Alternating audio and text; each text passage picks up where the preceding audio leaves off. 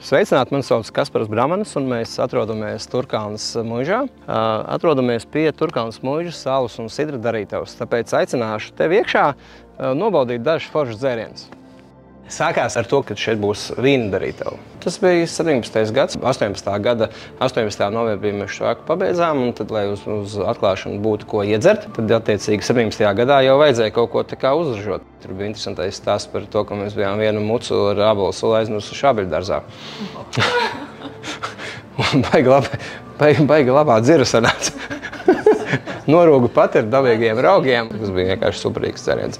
Bet, riskēt nevajag, un tad, protams, izvēlamies tur tādus drošos raugus, lai tad arī tas produkts sanāktu tā kā jābūt. Un, protams, mēs viņus arī visu laiku kontrolējam. Protams, cilvēki speciāli mēra visus rādītājus, lai viss būtu labi. Lai kaut ko saprast no tā visa, tad dabūju pamācīties Jelgavā.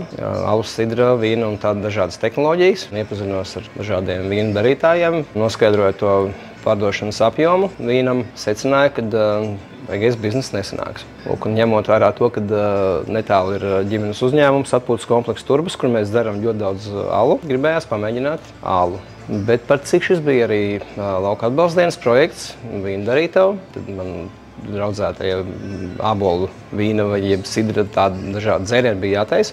Izdomāju par labu sidram, nevis vīnam. Tad mēs kaut kā mēģinājām nelielos apjomos taisīt to sidriņu. Biju pieaicinājis tehnologu, kas tur mērīja visas tās skābumus un visas pārējās lietas. Likās, ka ir ok, un tad mūsu kolēģīts Linars Liberts, pagaršojot sidriņu, teica, ka ir baigi labs un vajadzētu viņu aizvest uz kādu konkursu. Tajā gadā bija Rīga Wine Champagne sādaļas sidrs, kur mēs dabājām arī bronzas medaļu. Un tad sapratu, ka jā, tad mums bija ābolu vīns uztaisīts, kāds 700 litri, un ļoti ātri viņi to visu izdzēra. Tad man pašam patikās rabarbaru vīns, upeņu vīns un aronija vīns. Jā, tas vairāk ir priekš ziemas, priekš karstvīniem. Jā, karstais sidrs mums arī, protams, ir, jā. Tā kā goda lieta katram kārtīgam sidra taisītājiem, tad karstais sidrs arī jābūt, jā. Rudenī eksperimentēsim jaunas garšas. Pļavas ar zālītēm un tādas, tas man liekas tāds segments, kas varētu būt interesants. Pļavas puķēm tur. Jā. Mēs esam Turkalnes muižas vēsturiskajā pagalmā, kur mums bija parāds iebraukt šajā caur tiem krūmiņiem, caur Liepu gatvi. Iebraucot iekšā, mums pa labo roku ir saimniecības ēkas. Senā kungu māja atradās tieši priekšpusē, kur šobrīd ir drupas. Jā.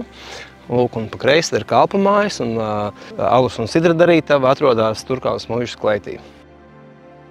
Nākotnes plāns ir, kad katrā šajā ēkā mēs izvietojam kādu darītavu dzērienu. Šeit mēs joprojām turpinam spiest sulu, jo šobrīd mēs to arī šeit darām. Šajā zirgu stālī būs sidra darītava, tajā tāpā blakus garāžā būs stipro dzērienu darītava.